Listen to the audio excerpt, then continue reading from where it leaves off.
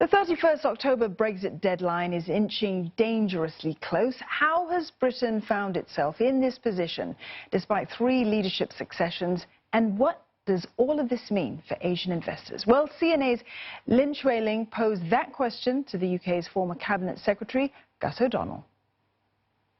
I think it's 3 years, as you rightly say. We've had 3 prime ministers, and I think we've had 3 rather large mistakes from each of them. So David Cameron, as Prime Minister, has admitted that he failed.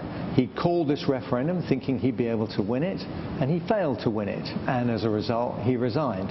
So that was 1 Prime Minister, 1 failure.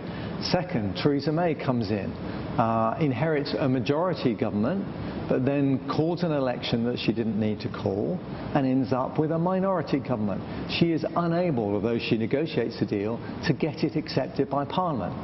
So exit Prime Minister number 2.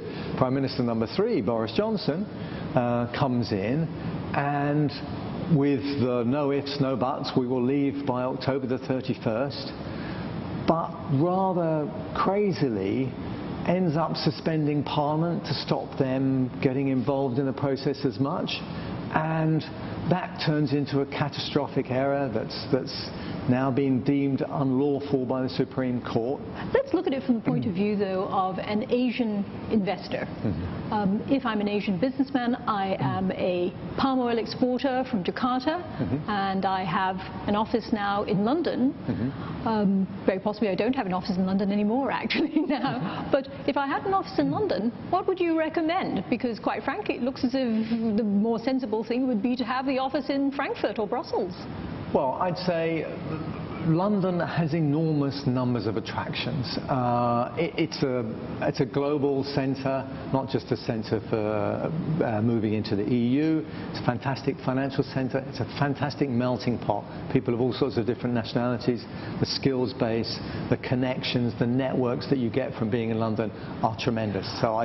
But it would only be the connections, therefore, now that would probably be for the UK. Still, of course, a very substantial economy in the world, but still only for the UK, where previously what any investor from outside wanted was they wanted access to all of Europe. Yes, and I would that's say, not there anymore. I think what a number of companies will be doing is keeping their UK presence, but also having something which is somewhere within the EU. So a lot of banks, for example, are setting up offices in, say, Dublin or the Netherlands or Frankfurt in order to have a presence inside the EU.